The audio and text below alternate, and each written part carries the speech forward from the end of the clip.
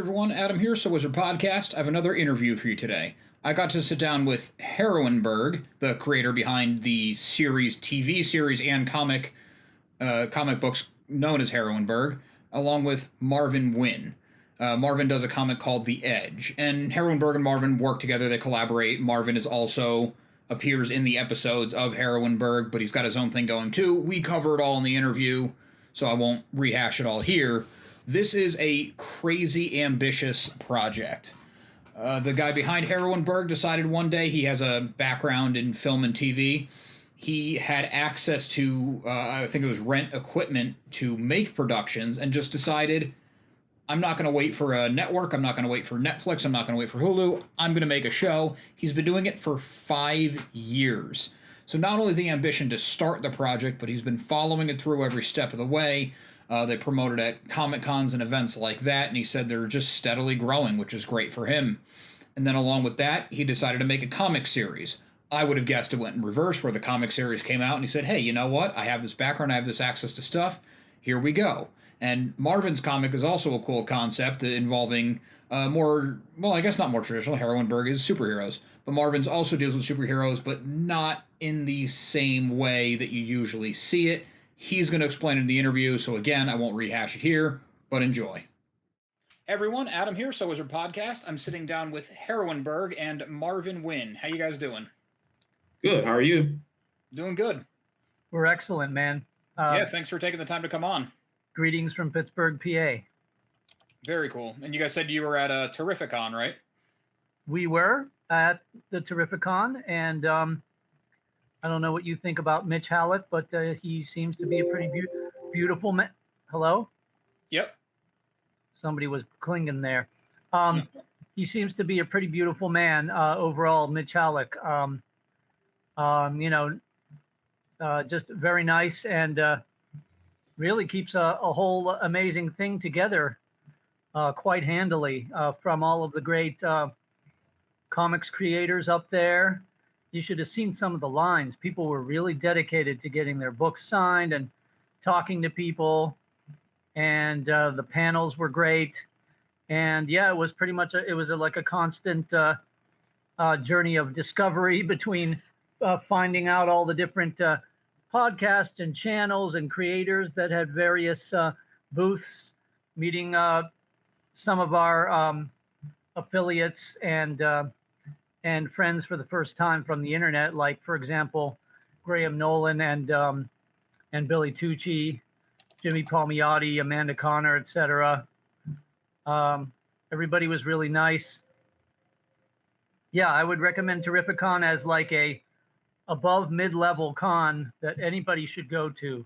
Like, definitely one of the top 10 in the US. Yeah, it was definitely really well put together, especially that was my first one back after the whole craziness. I don't know about you guys. It wasn't our first. It was our first one back. No, I would say no, because we had two Comic Cons back in the Pittsburgh area, and then we went to Big Apple Con as well. But okay. Overall, and Big Apple Con was fun, just a one-day thing.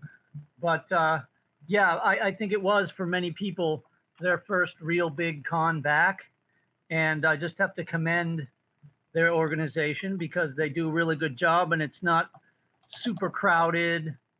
It doesn't have a lot of obstacles to getting to between fans and collectors, and there seemed to be a very high amount of interest in independent creators, which is what we're looking for, both myself and Marvin. Yeah, absolutely. Yeah, so I guess about Big Apple Con we did also.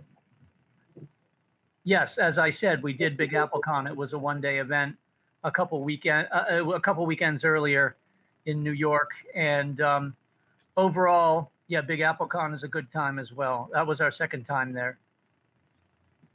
Where is that one? Is that in New York City?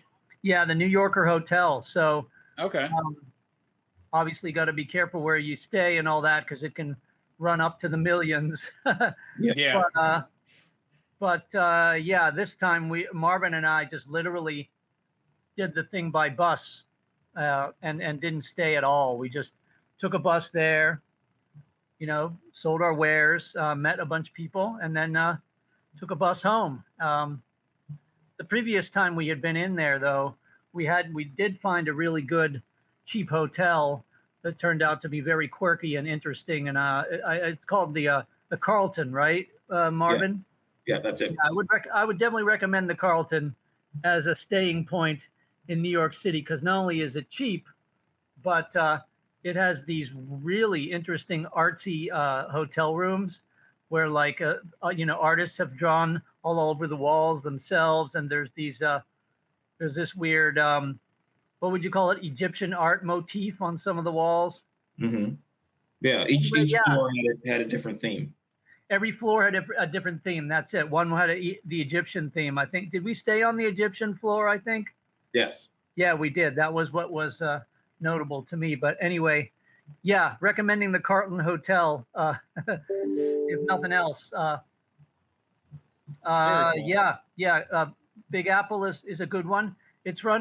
It's not run by someone like Mitch, though. It's run by basically a crazy person, Mike Carbonara, who just like embodies like enthusiasm in comic books. Mm-hmm. And he's been at it so long that whatever he says goes, right? And like, hey, you need an extra table.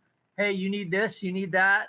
You got it. So Yeah, it turned out at the Big Apple Con, what turned out to be, getting one table we wound up getting pretty much like 2.5 booths and a place to stick up our stuff on the wall.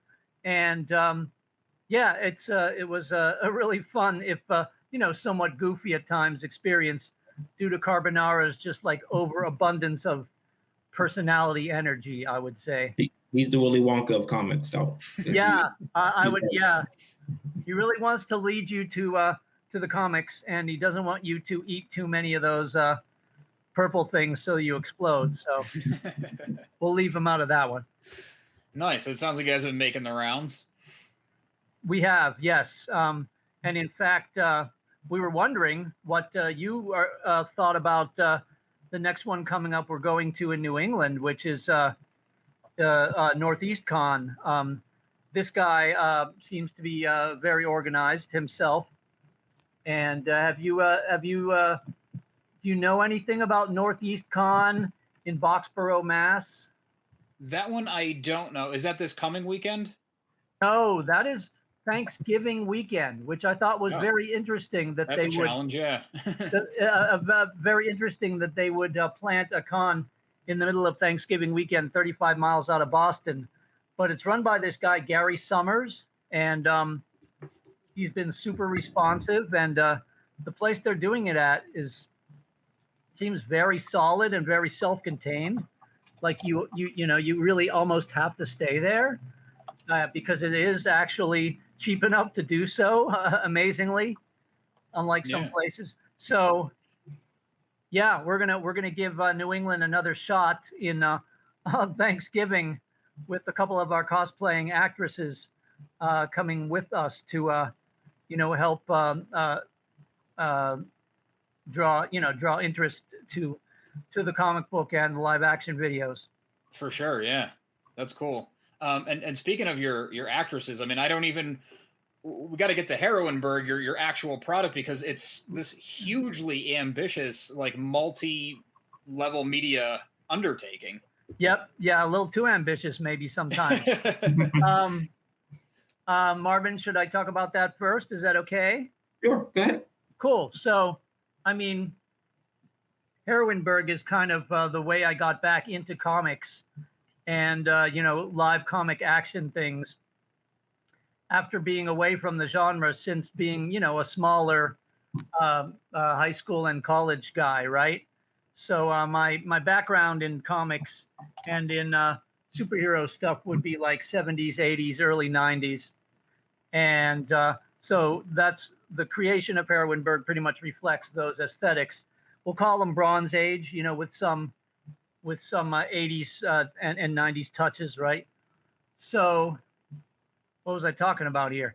Oh yeah, Heroineburgh started in 2016 as a live-action video series, which I was sitting one day in a now defunct institution called Pittsburgh Filmmakers, which was very legendary. And this is the kind of place you could walk in, and it's like basically a media library. So you could go in and take out cameras and lights and equipment, and you had a membership, and you would use those to make your independent films, right?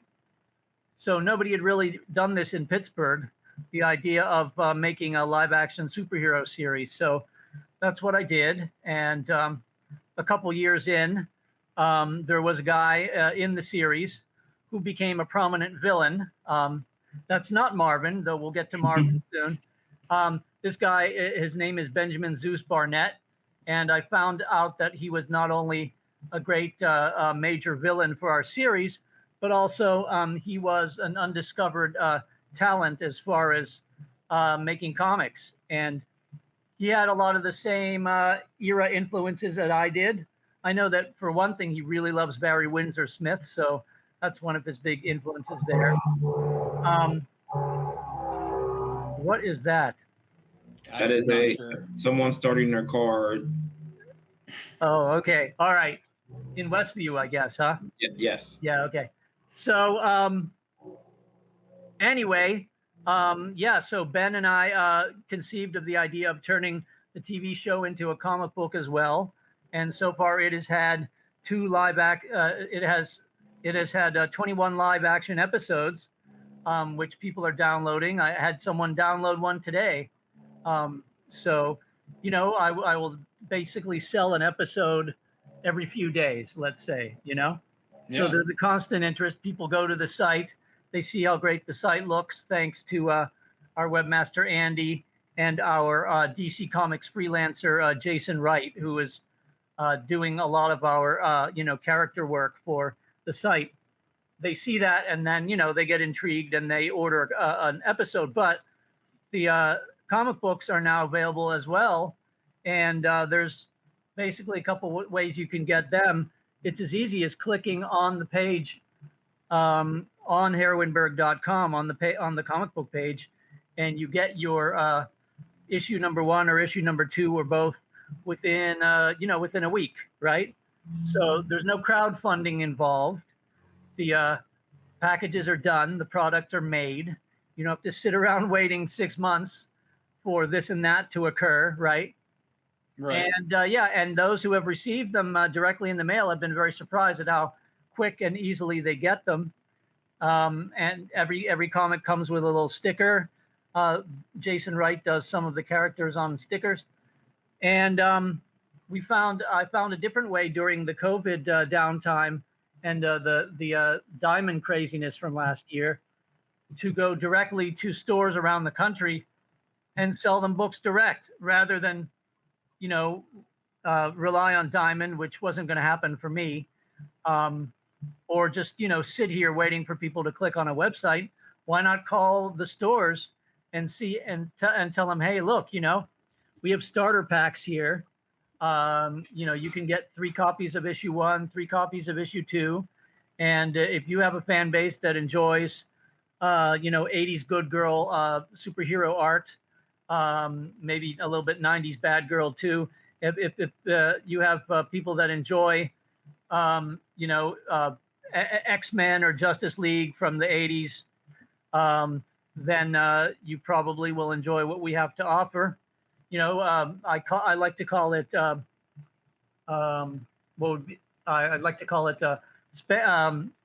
action, adventure, drama, comedy, and romance, all in the finest spandex and capes.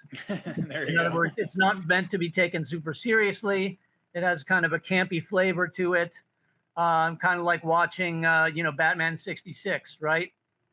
And except it's all females. So that's the story there, and we've been doing okay. And like I said, going to conventions is a really fun yet another way to meet lots of great new people, as Marvin will attest. Marvin can tell you more about how he's used the cons to expand interest in the Edge and the company that he's with right now, Second Sight, which actually goes through Diamond.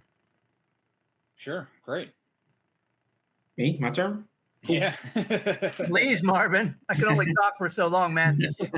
So, to give you a little bit background on the Edge. The Edge is a drug that grants abilities at the cost of your life.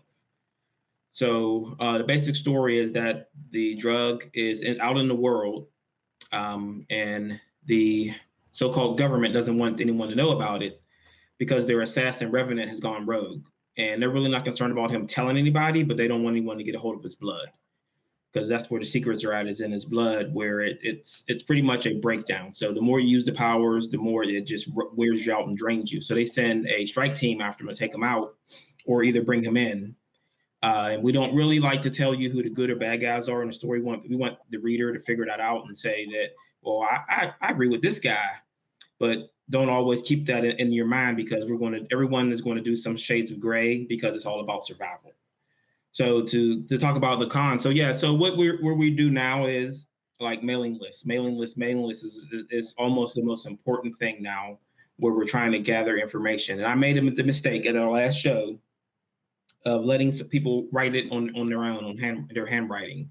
And I think of the 30 signatures I got, I think I could read 10 of them. Okay. So I ended up finding an app to do it now. So now I just pull it up. I'll pull it up on my phone or my tablet and hand them the tablet and say, here, type it in, because I'm not going through this and trying to decipher people's handwriting. So what I ended up doing was I tried to OCR it. That didn't work. OCR couldn't recognize people's handwriting either. So I mean, it's a lot of that stuff where we're just like trying to get more information and back from readers, because the one thing that we seem to miss at cons is people following up with us later, like on social media. So we have to figure out a way to close that gap, because we want to let them know that, hey, you got issue 1 and 2, maybe here, now issue 3 and 4 are coming through Diamond or through your local store. So if you don't see us at the next con, you can get them here. And also, we don't want people having to wait, like maybe we only do that show once a year, or just only one time, or maybe we don't go back for 2 or 3 years, so they know to keep up with what's going on. So that's what we're doing now. And like, we've moved like our production up to action figures.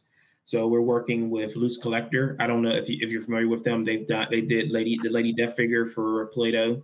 Yeah, I've heard of them. Yeah. So I'm working with them. We're doing a G.I. Joe scale figure, starting with the character Blaine. Very cool. And so you, Marvin, and Heroineburgh, you guys just kind of work side by side, or do you work together? Is it under a label? Well, we call ourselves Comicsburgh. Okay. And like Heroineburgh was Comicsburgh, that's Burgh. Yeah. Oh yeah, you want to continue to explain it? Go ahead, man. Yeah. So we do the cons together. I do second camera on the show, and also play a character on the show. So there's a lot of intermingling. In one of the upcoming issues, we're going to feature some of the characters from Heroineburgh, and it's going to be fun. So yeah. I mean, it's something that I've been talking about. I fell a little behind writing this story while I was doing other stuff, so it's going to come out a little bit later than I wanted it to, but it's going to get out there. That seems like the nature of independent comics, especially when you guys are doing comics and acting and creating a show and distributing it all. Like, you guys are busy.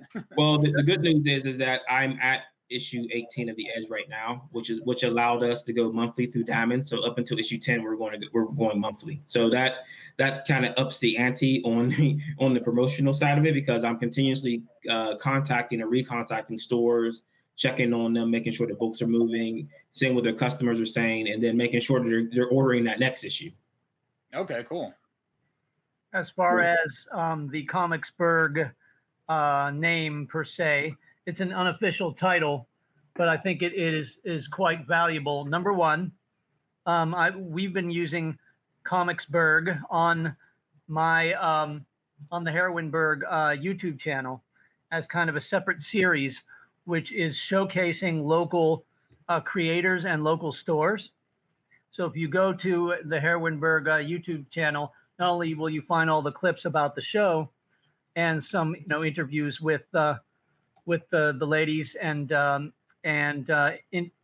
introductions to the comic book, but you'll also see so far 7 episodes called Comicsburgh, and they interview local creators. And the point of that is to keep everything local, at least so far. what you might not be aware of between, well, Marvin has an artist from the Philippines, Mark V. But as far as Heroineburgh is 100% created in Pittsburgh. So everything from the actresses to the editors, the webmaster, our artist Jason Wright, who does the covers, who works for DC. It's all local based. The interior artists as well. I mentioned Ben Barnett. There's also Wayne Brown. And Wayne Brown has appeared with us at various conventions as part of the Comicsburg clique, selling his art. We have also joined up with Mauricia Malveau, who has a book called The Music Maker. She plays Vendetta, the Italian spirit of vengeance in the TV series. And so you'll see her not only in the comics, but occasionally selling her book with us, at various events. And what else? Oh, we have a friend named Grant Lankard who does a local book called Beowulf. Okay, yeah, I've talked to Grant. Yeah, Grant is a great dude. I mean, his stuff is independent. He just does Kickstarters, but he has been very friendly, and we have shared tables several times. And we did a showcase on him. Even if you go to the Heroineburgh, oops, looks like he dropped out there. Yeah. If you go to the Heroineburgh YouTube channel, there's actually an interview with Grant Lankard about his book Beowulf, about how he created it and based it on his kitty cat. So his cat Mooney is quite cute. So we have basically kind of a group, a clique of people who support each other's books and sell using entirely Pittsburgh creative means. Yeah, that's awesome to keep it that local. You're not just doing indie comic, you're regional, local also, which is cool. We're regional, and in fact we cross over as well with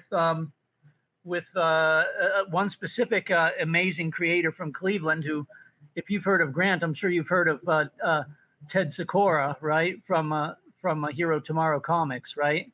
I think I've heard of Hero Tomorrow, yeah. Right. Ted is the guy that does the books Punchline, Tap Dance Killer, Bloom, etc.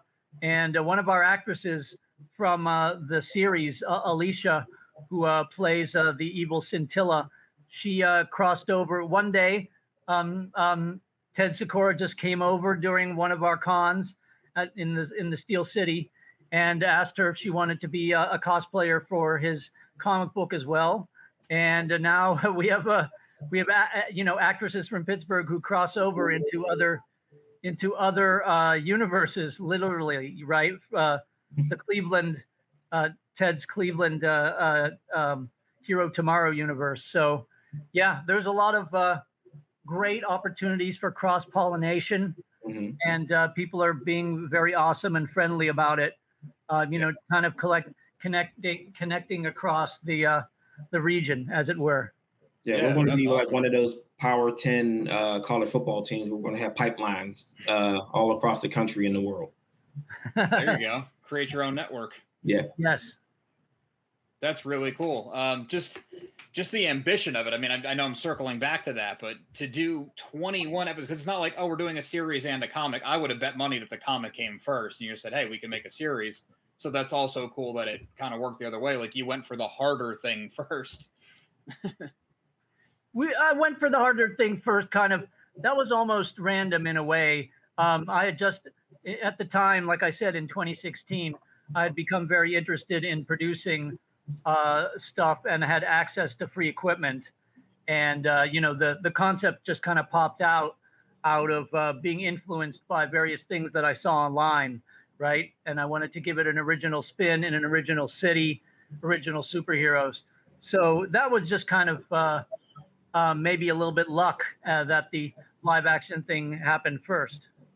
Yeah, it's just really interesting to do a live action comic and series as an indie. Like that's took DC years to get that right. Really? They have all the money.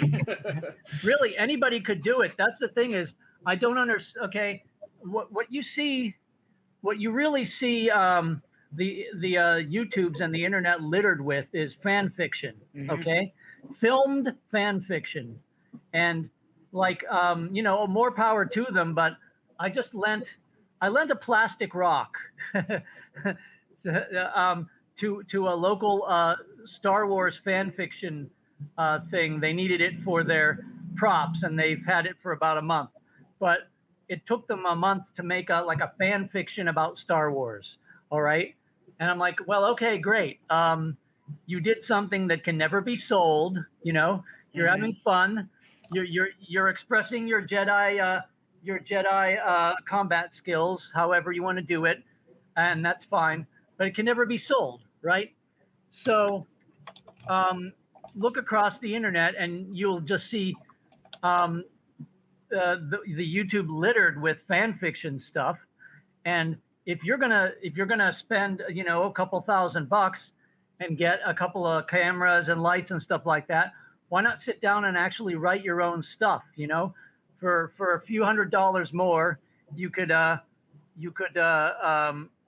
outfit some lower budget costumes. You could write scripts, right?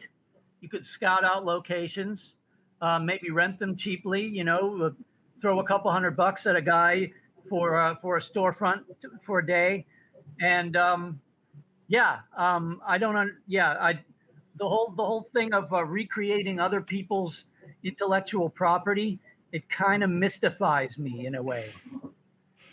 Right. I definitely see your point. Sorry. Yeah. I mean, you've got a lot of people who probably feel they're not that creative, and they just want to go over ground that's already been laid by someone else. I mean, but if he's saying is that, I say the same thing, is that it's all about how you can create your own path and set your own goals and have your own empire that you can build from, and then not only even sell, but give someone else that vision of saying that if these people can do it, why I can do it too.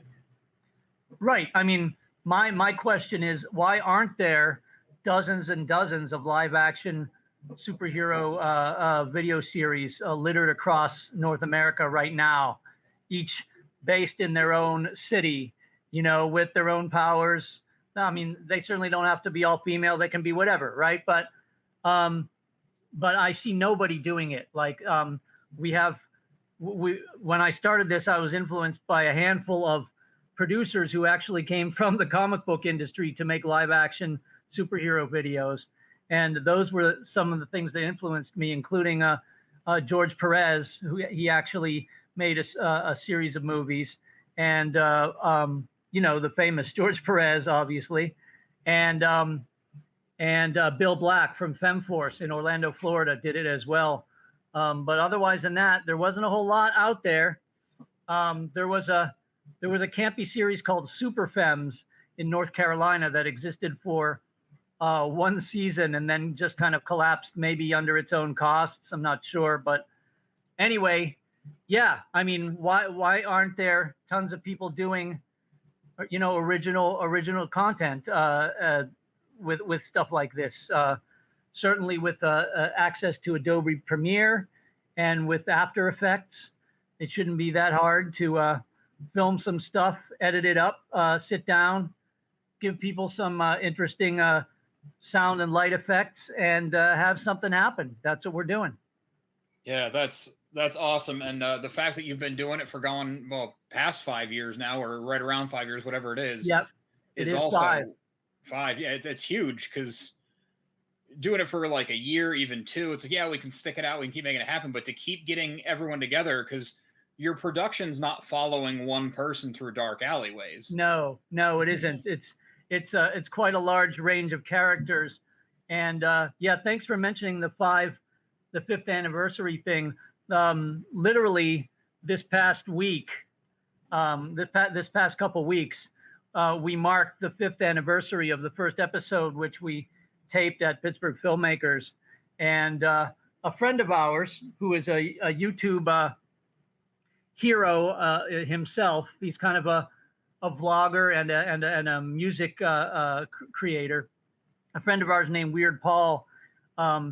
He decided to commemorate the 5th anniversary of Heroineburgh Productions by putting on his channel, which is a nice little crossover, right?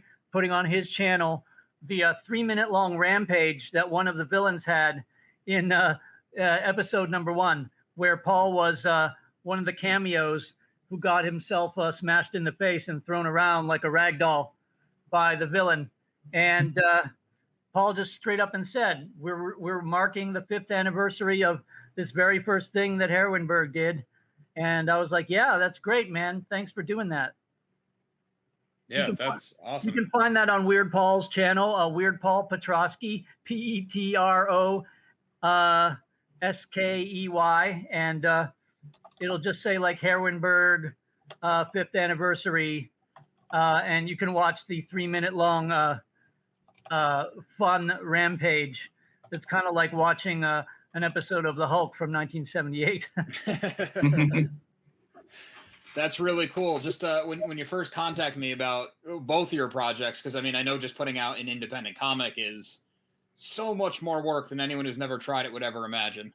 But to add a show, well, the show came first, obviously, but to do a show and a comic and multiple comics, and now you're self-distributing as if you have a distributor, like you guys are just, I don't know how you have enough time in the day. Well, I was actually just talking about that when people were asking me, well, when do you sleep when you're doing all this stuff? And I'm actually going to do a whole entire series based around the comic book creation. So it's something from script to store, where I'm going to show the whole entire process of writing the script, getting the art done, getting the colors done, getting the letters done, and all the blood, sweat, and tears that goes along with that process, and how I just sometimes just throw things away because it's just not working for me. Yeah. Marvin will have his own character in that too. Meta Marvin, that he'll have the power to pull you out of the mundane universe and show you the metaphysics behind the creation of the Edge, etc. And yeah, Meta Marvin will lead the way, I think. Very cool. Yeah, that's awesome. That'll definitely get you some traction. Well, more traction. Well, guys, I really appreciate you taking the time to come on. I mean, what you're doing is awesome. And Heroineburgh, like you were saying, it'd be cool if more people bit off more than they could chew, maybe, and made it work. I mean, but that's what it's all about. Is like, I mean, you see a lot of people unhappy with a lot of things that are going on in entertainment right now. So instead of everybody hates everything now, right? Pretty much. And instead of hating that thing, except Cobra Kai, maybe. Well, not yet. Yeah. Everything has its limits before people turn on it. Why don't just go out there and make your own? Like, fill that gap. If you feel like there's something missing, fill the gap. Yeah. Fill it. Do it yourself and show the big guys that this is how it should be done. Yeah, and I also like what you were saying about don't just use someone else's IP. I mean, sure, fan films are great, and I've seen Star Wars fan films that I like, being a huge Star Wars fan, but why not make something that's wholly yours? It might not never be the next Star Wars, but it's yours. Right. Yeah, really, the time for slavishly worshiping other people's IPs, which was, a big thing 10 years ago on YouTube, with like all these very fancily made Star Trek fan series and stuff. I think the time for that is done. I think it's natural for people to want to, suggest improvements on that which they enjoy, and I'm certainly a big fan of all that stuff. But I think at this point, there's so much just fan fiction littering the floor everywhere on the internet that I think it's time for people to step up and create really original material and promulgate it as best they can. There's certainly there's no shortage of new concepts, shall we say. That's for sure. Even within genres, everyone has a unique voice and a unique point of view, so just get it out there. Right. Yeah, I mean, I just I didn't really know much about this, but I just saw an interview earlier today with Charlie Stickney of White Ash, and apparently that comic book is based in Western Pennsylvania, like a fantastic version of it that has elves and dwarves, right? So that's a great concept. I mean, keep rolling with something that's original like that. And yeah, I was really impressed to hear kind of the background behind that kind of a story. Yeah, there's so much original out there. Why settle for just slavishly worshiping other people's stuff? And basically, and you do your creation with that stuff, and then you can't do anything with it because it's not yours to manipulate, really. Yeah, especially imagine doing all that work, spending a year or more doing it, editing it, everything, putting it on YouTube, and within 15 minutes it's down on cease and desist. Well, I mean, there are some amazing. I got to give some really amazing props, though, to, for example, the guy that created Star Trek Continues, because, he literally, tried to create and wrap up all of the tales from the first 3 episodes of Star Trek, the original series, using his own, budget and stuff. I think he spent like $100,000. So yeah, if you want to do that, great. But once again, eventually, you're going to run into the fact that you can't really do anything with it. You can watch that stuff on the internet, but it can't be sold. It can't generate any, returns. Yeah. Returns for him. So yeah. It's all about that ROI. Well, you got to have some ROI. It can't be zero, man. Yeah. Or negative. Well, I mean, honestly, it would be negative because you spend all that money and got nothing. Yeah. All right. Well, you guys want to tell everybody where to find more of your stuff, your social media channels? You probably have a lot of stuff to plug. So Sure. So I am at The Edge Comic on Instagram, at Marvin Wynn on Twitter, at The Edge Comic on Facebook. The website is theedgecomic.com. Very cool. Okay, and for me, I have a centralized website, heroineburgh.com, HEROINEBURGH. And it ends in the GH, in that you can be sure that we are from Pittsburgh, right? There are no other cities that end in BURGH except Edinburgh in Scotland. So Heroineburgh itself is a unique name. You use it to search, and 100% of what you'll find is us. Our website's heroineburgh.com.